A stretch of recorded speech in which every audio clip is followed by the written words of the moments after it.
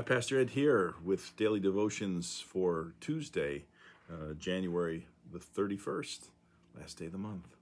We're going to focus, as we've been doing in recent weeks, on the gospel reading from Sunday.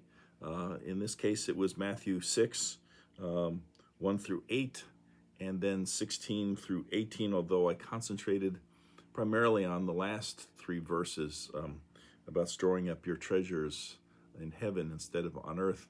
But I want to talk a little bit today about the first part of that. Verse 1 of chapter 6, Jesus says, "Beware of practicing your piety before others in order to be seen by them, for then you have no reward from you or from your Father in heaven. And so whenever you give alms, do not sound a trumpet, as the hypocrites do, so that they may be praised by others. Truly they've received their reward. But when you give alms, do not let your left hand know what your right hand is doing, so that the alms may be done in secret, and your Father who sees in secret will reward you." And then there's, in verse 5, when you pray, don't be like the hypocrites who like to stand at the corners and pray in the synagogues and stand at the street corners so that they might be seen by others.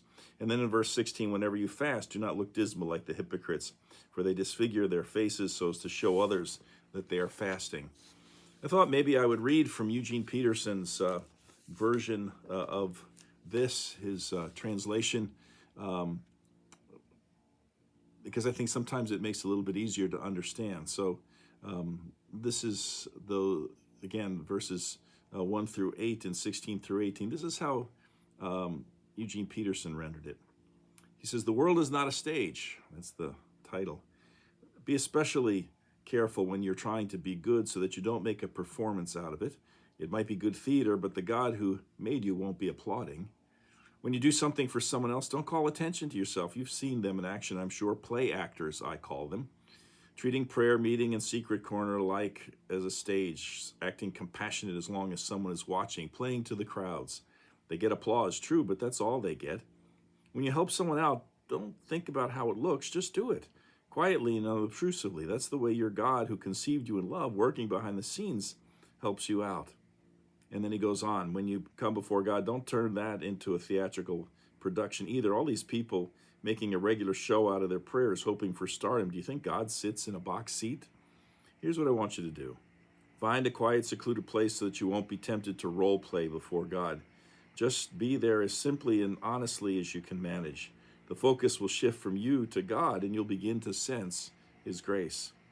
The world is full of so-called prayer warriors who are prayer ignorant. They're full of formulas and programs and advice peddling techniques for getting what you want from God. Don't fall for that nonsense. This is your Father you're dealing with, and He knows better than you what you need. With a God like this loving you, you can pray very simply. When you practice some appetite-denying discipline to better concentrate on God, don't make a production out of it. It might turn you into a small-time celebrity, but it won't make you a saint if you go into training inwardly and act normally outwardly. Shampoo and comb your hair, brush your teeth, wash your face. God doesn't require attention-getting devices. He won't overlook what you're doing. He will reward you well. Jesus uses the word hypocrite. Peterson uses the word play actors, and that's what a hypocrite is. It comes from the Greek hypokrites, which basically means an actor, a stage player, a pretender, or a dissembler. I had to look that one up. I'm not familiar with that word, but that's to put on a false appearance. And it's an interesting word in that it appears 20 times in the New Testament. 15 of those 20 are in Matthew 4 and Luke 1 in Mark. So it's a popular word. But, don't practice your piety outwardly so that you get attention, you draw attention to yourself. It's not about you. It's not about me. This was brought home to me once, a few years ago. I was serving a congregation that, on the face of it, was very generous. Their mission support to the synod was significant. And then they also gave to a lot of ministries, local ministries, and also some church-related ministries. But here was the thing: we had a little bit of financial problems, and in discussing with leadership, actually, I proposed the idea that maybe we needed to kind of tighten our belts and get our own finances in order.